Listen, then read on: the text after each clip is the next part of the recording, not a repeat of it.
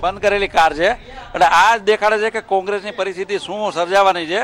નવજોતસિંહ સિદ્ધુને ઉતાર્યા, હું માનું છું કે નવજોતસિંહ સિદ્ધુ પણ નિષ્ફળ ગયા, રાહુલ ગાંધીનું નેતૃત્વ પણ નિષ્ફળ ગયું અને અવસરભાઈ જે સકડો રિક્ષામાં લોકોની વચ્ચે ફરતા હતા એ અવસરભાઈ જે રીતે બંધ કાચવાળી ગાડીમાં પરાજય સ્વીકારતા નથી અને જાય છે, મને લાગે છે કે કોંગ્રેસના જે હાલ થવાના છે આવનારા દિવસોમાં એનો સંકેત આજના પરિણામો દેખાડે। અવસરભાઈ અવસર ચૂકી ગયા, ભારતીય જનતા પક્ષનો વિજય નિશ્ચિત હતો। વિજયભાઈ રૂપાણીના નેતૃત્વવાળી ભાજપની સરકારે 99+1 એક સદી ફટકારી છે, સેન્ચુરી મારી છે અને આ 100મું કમળ એક કેબિનેટ મંત્રી વિજયભાઈના સાથી તરીકે જ્યારે ચૂંટાય છે ત્યારે હું માનું છું કે ભાજપ સરકારની જીત છે, ભાજપ કાર્યકર્તાઓની જીત છે, નરેન્દ્રભાઈ મોદીની જીત છે, નર્મદા બંધના પાણીની જીત છે, લોક વિકાસના કાર્યોની જીત છે અને જે રીતે કોંગ્રેસના પરાજિત હજી તો પરાજય જાહેર નથી થયો ત્યાં એમણે જે રીતે ઓઝલ પાડી છે, હું માનું છું કે અમારી એમના પ્રત્યે સંવેદના છે।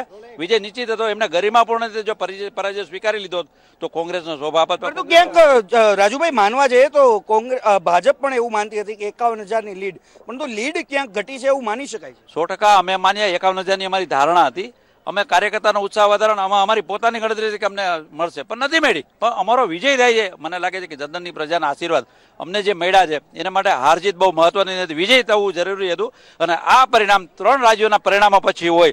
કોંગ્રેસ જે જૂઠાણા ફેલાવતી હતી, એક રાજ્યમાં સ્પષ્ટ બહુમતી હતી અને 2 રાજ્યોમાં સાદી બહુમતીમાં સભ્યો તૂટતા હતા, એ કોંગ્રેસ જૂઠાણાઓ ફેલાવતી હતી, એ કોંગ્રેસના કાલે લપડાક છે। હું માનું છું કે 20,000 કે 25,000 કે 51,000 પણ કોંગ્રેસનો પરાજય એ ભારતની રાજનીતિમાં એક નવી દિશા પૂરી પાડશે। લોકોમાં જે રીતે જર્દનની પ્રજાએ એ સંકેતો આપ્યા છે, ભારતની પ્રજાનો એક જનાદેશ, ભારતની પ્રજાનો લોકમિજાજ લોકસભાની ચૂંટણીમાં કેવો હોય છે એનો એક લિટમસ ટેસ્ટ।